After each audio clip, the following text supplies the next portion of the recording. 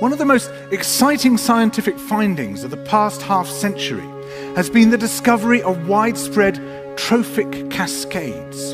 A trophic cascade is an ecological process which starts at the top of the food chain and tumbles all the way down to the bottom.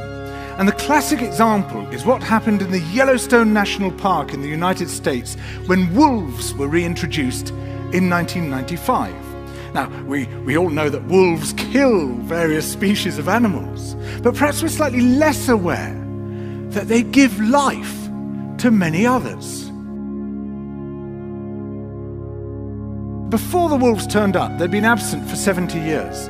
That the numbers of deer, because there was nothing to hunt them, had built up and built up in the Yellowstone Park, and despite efforts by humans to control them, they'd managed to reduce much of the vegetation there to almost nothing. They'd just grazed it away. But as soon as the wolves arrived, even though they were few in number, they started to have the most remarkable effects. First, of course, they killed some of the deer, but that wasn't the major thing. Much more significantly, they radically changed the behavior of the deer. The deer started avoiding certain parts of the park, the places where they could be trapped most easily, particularly the valleys and the gorges.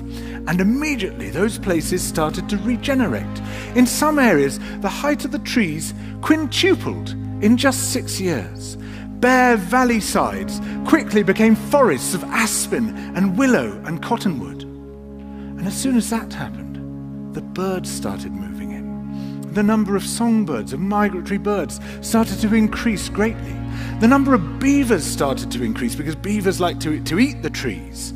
And beavers, like wolves, are ecosystem engineers. They create niches for other species. And the dams they built in the rivers provided habitats for otters and muskrats and ducks and fish and reptiles and amphibians. The wolves killed coyotes, and as a result of that, the number of rabbits and mice began to rise, which meant more hawks, more weasels, more foxes, more badgers. Ravens and bald eagles came down to feed on the carrion that the wolves had left. Bears fed on it too, and their population began to rise as well, partly also because there were more berries growing on the regenerating shrubs. And the bears reinforced the impact of the wolves by killing some of the calves of the deer. But here's where it gets really interesting. The wolves changed the behavior of the rivers. They began to meander less. There was less erosion. The channels narrowed, more pools formed, more riffle sections, all of which were great for wildlife habitats. The rivers changed in response to the wolves. And the reason was that the regenerating forests stabilized the banks so that they collapsed less often, so that the rivers became more fixed in their course. Similarly, by driving the deer out of some places and the vegetation recovering on the valley sides, there was less soil erosion because the vegetation stabilized that as well.